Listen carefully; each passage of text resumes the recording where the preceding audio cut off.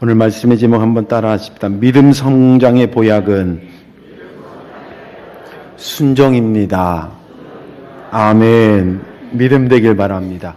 여러분들 기도 많이 해주셔서 제가 잘 다녀왔습니다. 방송실 사진 준비됐어요. 이번에 간 거 좀 몇 장 보여드리도록 하겠습니다.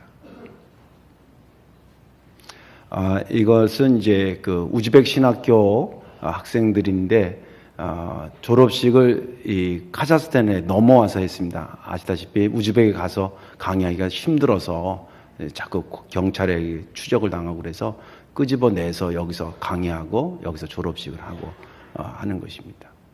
일회이기 때문에 저희 애양목에서 상당히 그 심혈을 기울이고 회장 목사님이 또 훈계도 하고 제가 또 강의도 하고 그렇습니다. 여기는 거기 모였던 졸업식 했던 교회, 카자흐스탄에 있는 교회입니다. 여기는 신학생 중에서 이제 자기가 받은 그동안 공부하면서 했던 것을 간증하고 있습니다. 네.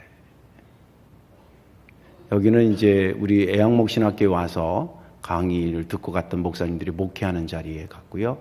거기에 카자흐스탄에 있는 감리교 목사들 만나고 그런 교회 집회도 가정. 여기도 이제 특별 사역하는 데 가서 제가 또 강의했던 곳입니다.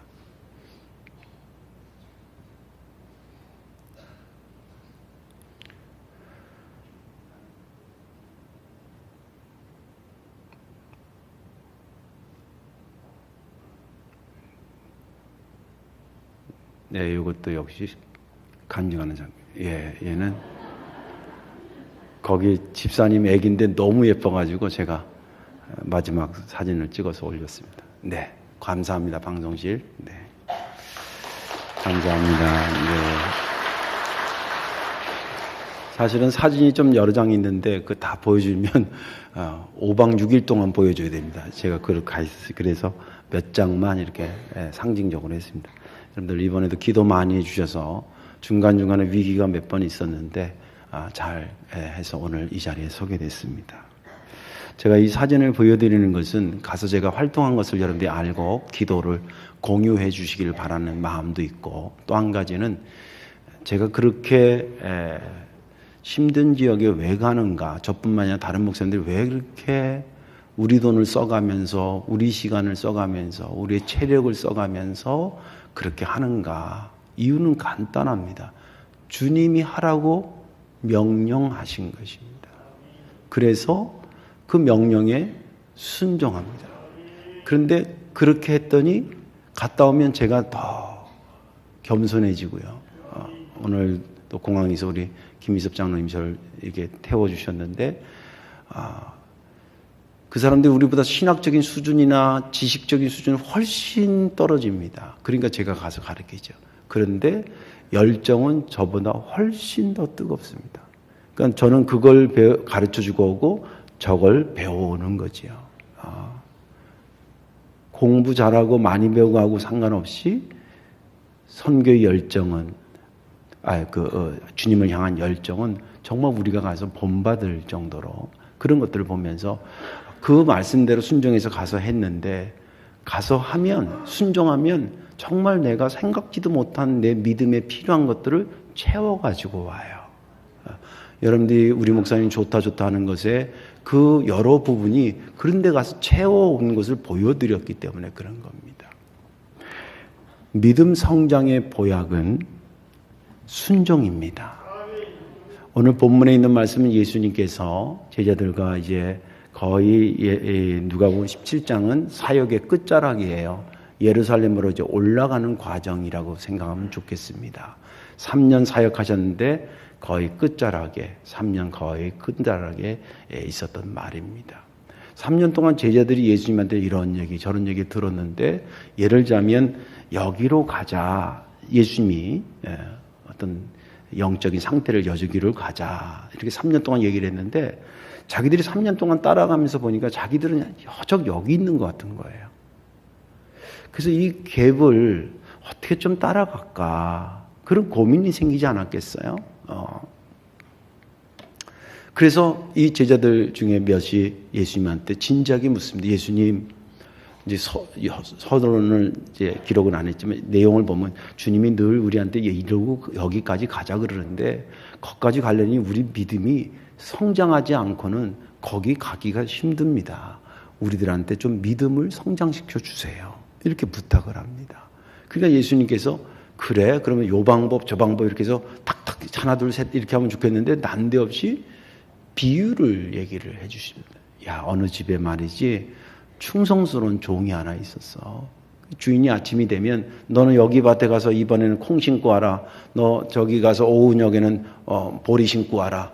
이렇게 하면 그 종이 알겠습니다 주인님. 제 생각에는 낮에 이쪽 여기 보리 심고 오후에 콩 심으면 좋겠는데 이런 얘기 안 하고 주인이 오전에 여기 심으라면 네. 오후에 저거 심으면 네. 그리고 가서 하루 종일 일하고 저녁에 막 오면 얼마나 피곤하겠어요. 그러면 그 종이 자기 씻고 자기 밥 먹고 그런 게 아니라 오자마자 얼레벌떡 와서 주인이 드실 식사를 자리를 막 마련해가지고 옆에 서가지고 식사가 다 끝날 때까지 기다리고 다 들은 다음에 더 드실 거 없냐고. 그래 이제 물려나서 너 먹어라. 예 알겠습니다. 그리고 가면서 하는 말이 아유 저는 무익한 종입니다.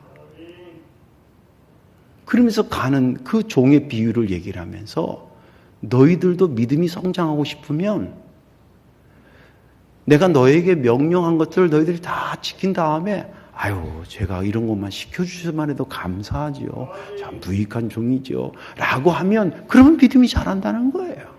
할렐루야. 그리고 나서 대개 이제 그 본문 정도에서 끝나는데 제가 그 다음 본문을 붙인 이유가 있습니다. 물론 내가 붙인 게 아니라 성령께서 그렇게 붙여놓으신 거죠. 그 다음에는 뭐냐면 그 말이 끝난 다음에 이제 시간이 얼마나 흘렀는지 몰라요. 일단은 그 이야기가 끝난 다음에 아 그렇군요. 믿음은 순종하는 거예요. 교실 안에서 마치 선생님한테 말씀을 배운 것처럼 하고 이제 학교를 나가듯이 다시 나가서 예루살렘으로 가는데 한 마을 가까이 갔더니 저쪽에서 문둥병 나병 환자 10명이서 막 소리를 지르면서 다윗의 자손 예수야 우리를 고쳐주세요 하고 외친 겁니다. 그러니까 예수님께서 대뜸 한다는 말이 너희들 지금 바로 가서 제사장들한테 몸을 보여라 그렇게 얘기를 해요. 아니 우리가 상식적으로 생각하면 어느 병원을 찾아가라든지 무슨 약을 먹으라든지 일로 오라 그러든지 내가 기도해 준다든지 뭐 이럴 수 있잖아요. 근데 병 낫는 것에 대해서 말씀하신 거에 비하면 조금 생뚱맞아. 그죠? 고쳐주세요. 그러니까 제사장한테 가서 보여라. 당시에 이제 율법은 몸에 이렇게 이 문둥병이라는 이런 병이 났을 때는 문둥병 외에도 마지막 다 낫다는 확인 도장을 찍어주는 사람이 뭐냐면 제사장들이었어요. 그 사람들이 의사는 아닌데 최종 결정자입니다. 그래서 그 찍어주면 마을에 들어갈 수 있는데 그거 없이는 들어가면 추방되는 거예요. 그래서 아무튼 그런 배경이 있는데 그러나 저러나 아무튼 뭐 병이 나았으니까 가라든지 이런 게 아니라 그냥 가서 전해라. 근데 오늘 본문에 보니까 이 사람들이 막 가다가 깨끗해졌다는 거예요. 가다가. 그 중에서 이제 9명은 그냥 가고 1명이 또 나와서 너무 감사하다 그러니까 야 9명 어디 갔냐 그러면서 말씀하시고 맨 마지막에 또 믿음에 대한 이야기를 해요. 19절에 그에게 이르시되 일어나 가라 내 믿음이 너를 구원하였느니라. 여기까지가 본문에 있는 말씀이에요. 저는 지난 주간에 여행 중에 이 말씀을 읽으면서 특별히 5절과 10절, 14절이 은혜가 됐습니다. 5절은 사도들이 주께 여짜오되 우리에게 믿음을 더하소서. 우리에게 믿음이 어떻게 해야 성장할 수 있겠습니까? 영어 성경이 그렇게 돼 있어요. 성장할 수 있겠습니까? 이런 질문을 했다는 거가 은혜가 됐고 10절은 이와 같이 너희도 명령받은 것을 다 행하며 이르기를 우리는 무익한 종이라 우리가 하여야 할 일을 한 것뿐이라 말을 했다는 것이 은혜가 됐고 14절은 가서 제사장에게 너희 몸을 보이라 하였더니 그들이 가다가 깨끗함을 받았다. 이 세 구절이 제게 은혜가 됐던 이유는 뭐냐면 맨 처음에는 사모함이 있었고 그죠? 그 다음에 주님께서 방법을 가르쳐줬어요. 순종하는 것이다. 그래야 믿음 잘한다. 그랬더니 그 다음에 세 번째는 뭐냐면 실제 시청각 교제처럼 그 문둥병자들이 예수님한테 순종해야 믿음이 자란다는 얘기를 들은 적도 없는데 가서 하라니까 왜 거길부터 가냐고, 우리를 불러서 안수기도를 좀 해주시라고 저희는 얘기한 건데요. 이런 말, 이런 방법 없이 가서 제사장한테 하라니까 어떻게 했다고? 그대로 가는 거예요. 뭐 한 거예요? 순종한 거예요. 아까 앞에 말한 예수님이 비유를 얘기한 것처럼 가서 여기 아침에 여기 콩 심어라 그러면 그대로, 왜 거기 콩 심냐고 얘기 안 하고 그대로 가서 한 종처럼 이 나병 환자들이 그대로 그들이 실천하다가 그들이 얻는 거예요. 마치 교실 안에서 가르쳐 주신 것이 실천 상황으로는 이렇게 나타난 것처럼 이 세 가지가 연결이 되면서 제게 은혜가 됐습니다. 그러면서 제목이 생각난 거예요. 믿음 성장의 보약은 다른 게 아니라 순종이구나.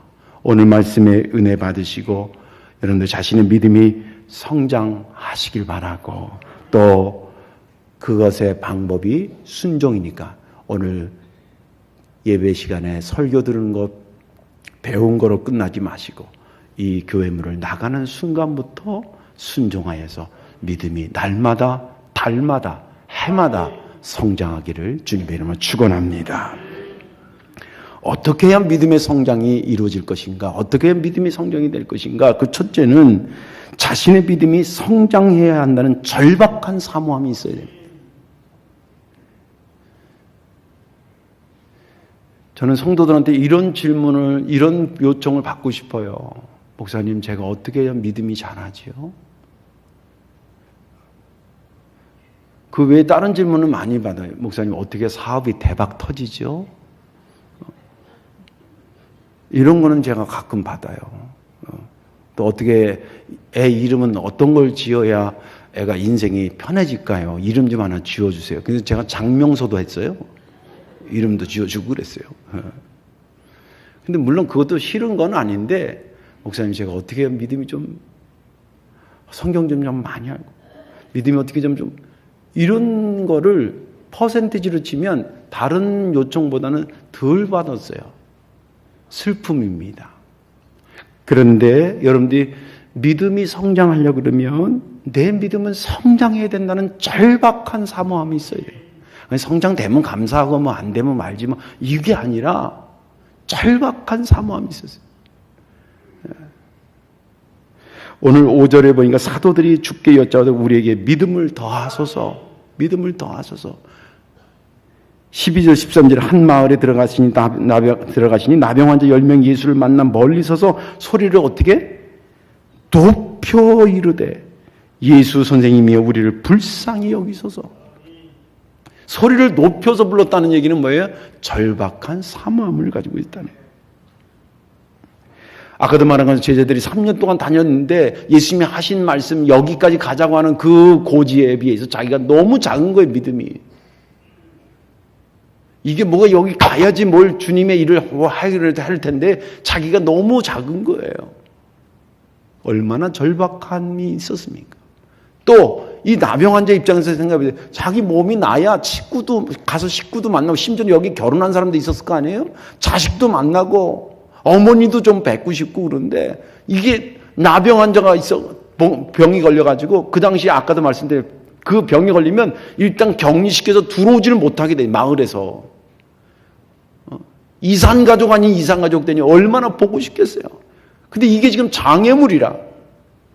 마치 사도들이 하나님 예수님이 제시한 것에 도달하기 위해서 자기 믿음 약한 것이 장애물인 것처럼 이 나병 환자가 정말 가고 싶고 만나고 싶은 사람들을 가야 되는데 이 병이 자기의 장애물이라. 이게 없어지지 않고는, 이것이 뚫어지지 않고는 갈 수 없으니까 얼마나 절박하게 사모하겠냐는 거예요. 우리 집사님이 새로 되시고 권사님이 되시고 장로님 되시고 또 목사가 되고 직책은 우리에게 가야 될 고지를 제시한 것입니다. 양적이든 위치적이든 이 정도는 돼야 되지 않겠냐고 생각합니다. 누가 뭐라고 하진 않지만 자기가 자기 십자가를 지는 것은 뭐냐면 자기 십자가를 보면서 내가 이것을 지어야 될 수 있는 그런 믿음이 있어야 된다고 하는 절박한 사모함이 각자가 있어야 된다는 거예요. 예. 고독한 밤이 영적으로 고독한 밤이 없이 순풍에 돛달듯이 그렇게 신앙생활을 하려고 하는 것은 바람을 내가 이해는 하지만 또 그것이 나쁜 것은 아니지만 천편일률적으로 그렇게만 신앙생활은 아니라는 거예요. 주님 가신 길을 보면은 평탄하게 같이 만찬을 하고 먹고 즐기고 한 것도 있었지만 쓰러져도 다시 가고 손가락질 당해도 그 길을 가고 그랬던 부분도 있지 않습니까? 쉽게 하면 흐린 날도 있고 맑은 날도 있었지 않습니까? 흐린 날이라고 안 가고 맑은 날이라고 가고 그러지 않았다는 거예요. 직분을 맡은 것은 우리가 감당해야 될 것들이 누가 뭐라고 하지 않지만 자기 스스로가 나는 거기에 합당한 자인가. 바울이 그렇게 영적으로 탁월하고 많은 사람들에게 박수를 받았지만 그가 한 신앙적 고백이 뭐냐면 날마다 자기를 쳐서 복종시켰다는 거예요. 제가 언제도 얘기했지만 저는 날마다 자기를 쳤다 그래서 맨 처음에 옆구리를 친 줄 알았어요. 아니면 가슴을 친지. 원어 성경에 보니까 그가 눈을 쳤다네, 눈을. 근데 왜 그러냐 그러니까 자기 이제 성경 배경에서 공부하면 바울이 고질병이 있었어요, 고질병이. 고질병이 두 가지 중에 하나라고 그러지. 간질이었을 확률과 안질이었을 확률과. 그 빌립보 교회한테 편지하기는 니네가 나를 사랑하는 것은 니네 눈을 빼서 나한테 줄 정도로 사랑하는 걸 내가 안다. 그런 거 보면 자기 눈이 굉장히 안 좋았었나 봐요. 근데 그 안 좋은, 저도 시력이 0점 몇으로 내려갔는데 제가 주님한테 회개할 때 어디를 쳐서 하냐면, 쳐서 해야 되냐면 바울처럼 하려면 여기를 치서 하면 안 돼. 시력 나쁜 눈을 안경 빼고 맨날 여기를 주여. 아유 아파.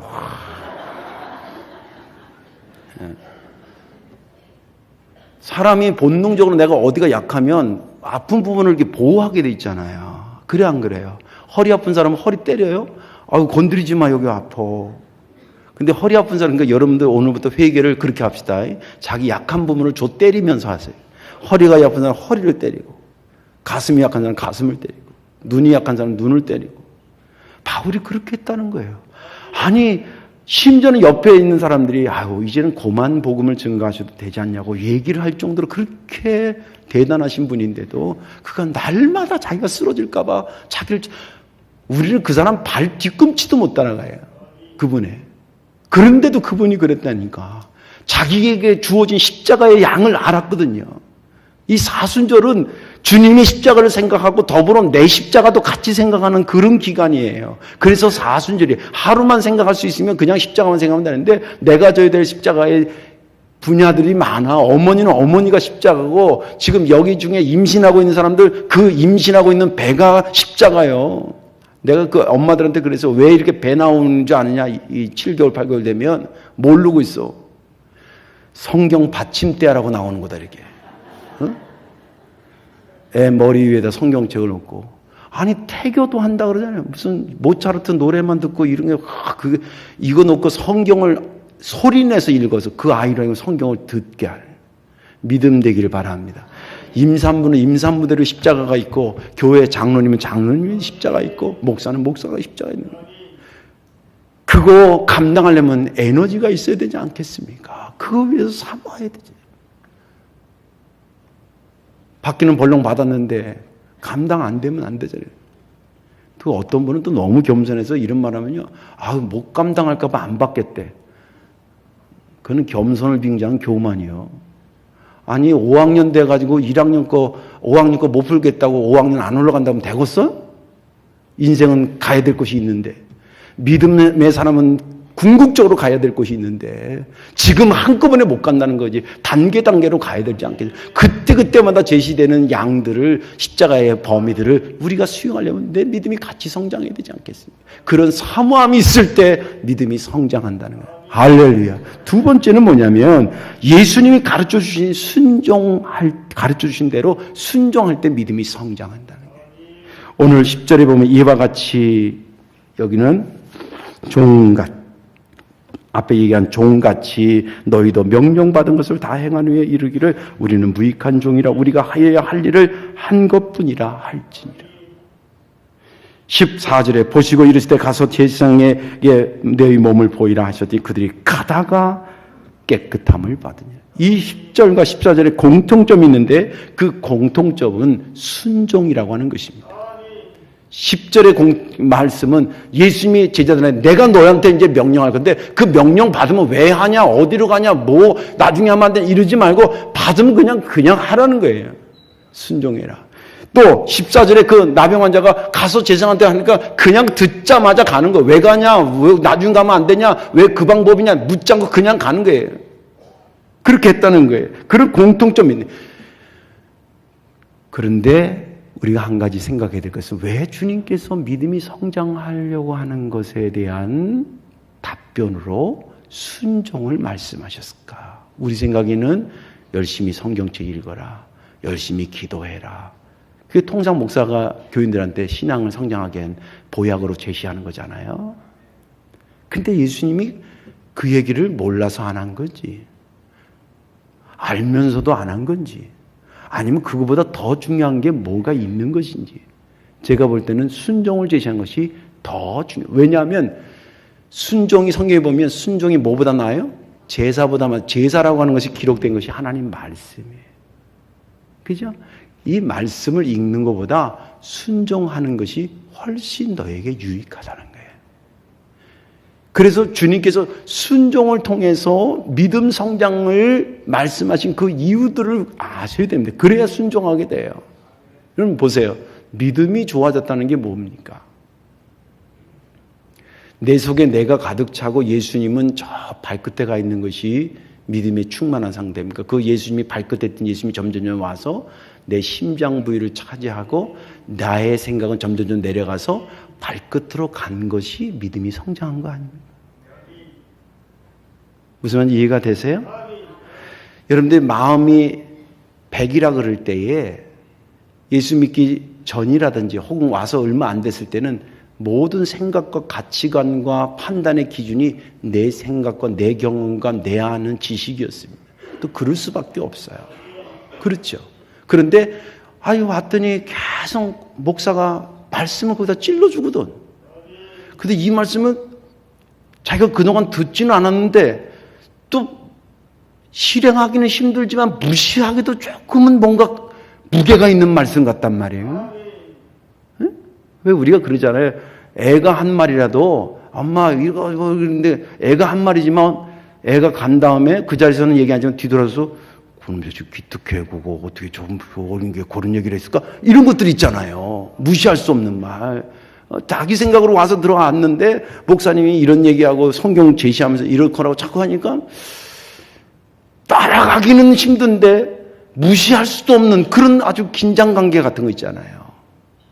그러다 보니까 어느 날 하나 둘씩 자기 생각이 사라지고 예수님의 생각이 하나 둘씩 채워져 가고 있는 게 뭐 하고 있는 거예요? 믿음이 성장하는 거예요? 줄어드는 거예요? 믿음이 성장해 가는 거지. 그래서 바울이 얘기한 것처럼 이제 모든 것은 사라지고 구속한 주만 남더라는 거예요. 맨 처음에는 자기도 율법에 대해서 박사입니다. 이 사람이. 우리는 말하면 KS 마크를 갖고 있는 사람이에요. 좋은 교수님 밑에서 잘 배웠고 좋은 대학 나고 집안이 빵빵한 사람이에요. 우리를 말하면 금수저 같은 사람이 바울이었어요. 기고만장한 거지. 얼마나 날고 긴 사람인지 몰라요. 그러니까 그냥 열심히 특심 있어가지고 예수 믿는 사람 잡아주고 그러다가 예수님 만나고 자기가 회개하고 믿음이 성장해지는 가운데 자기 속에서 뭐가 쭉쭉쭉 빠져나가는 게 있었는데 그게 뭐냐면 자기 생각과 자기의 아집과 자기 판단이 빠져나가고 예수님만 나와서 마지막에 그가 죽음을 가까이 됐을 때 고백하기를 이제 모든 것은 가고 구속한 주만 보이도다. 이게 믿음이 자란 거 아니냐. 그러니까 순종이 믿음을 성장하게 하는 것은 뭐냐면 순종하다 보면 그래 하자 따지지 말고 해보자. 하나님 말씀 진리라니까 해보자 하다 보면 그게 한 주 가고 계속 하다 보면 어느 순간에 2년 3년 되면 마치 초등학교 애들이 글 모르고 학교 가더라도 점점 학교에 글을 아는 것처럼 어느 순간에 내 속에서 나의 생각이 많이 없어지고 예수님의 생각이 들어갔다는 거, 그거가 믿음이 성장하는 거예요. 믿음은 명사적인 믿음이 있고 동사적인 믿음이 있다 그랬죠. 예수님을 그리스도를 믿는 것은 그분이 주신 내게 선물입니다. 그것서부터 믿음이 성장해 가는 동사적인 것은 우리가 순종할 때 생기는 겁니다. 이제 말씀을 정리하겠습니다. 믿음 성장은 사역의 성장을 의미합니다. 여러분들 여행도 아는 것만큼 보인다는 말 들어보셨어요? 똑같이 프랑스 파리 개선문을 갔다 와도 그 역사를 알고 갔다 온 사람하고 사진 찍으러 갔다 온 사람하고 차원이 달라. 똑같은 비행기를 타고 와도 여행의 가치가 달라지는 거예요. 똑같은 교회 다녀도 믿음의 성장만큼 사역의 성장이 하나님의 일이 보이기 시작한다. 할렐루야. 그게 믿음이 성장하는 거예요. 그리고 믿음이 성장하고 그래서 사역이 성장하게 되면 반드시 따라오는 게 그때 축복의 성장이 오는 거예요. 축복의 성장이 오게 되면 하나님의 기쁨의 충만함도 생기는 거예요. 내 믿음이 성장하면서 나도 좋고 하나님도 좋고 나로 인해 내 주변에 있는 사람들도 심지어 내가 사는 지역 자체도 하나님께서 복의 복으로 역사하실 줄로 믿습니다.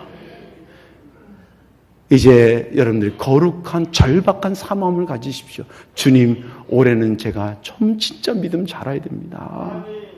작년까지만 해도 정말 몰랐을 때 모르는데 이제 와서 보니까 너무 부끄럽습니다. 믿음 성장하게 됩니다.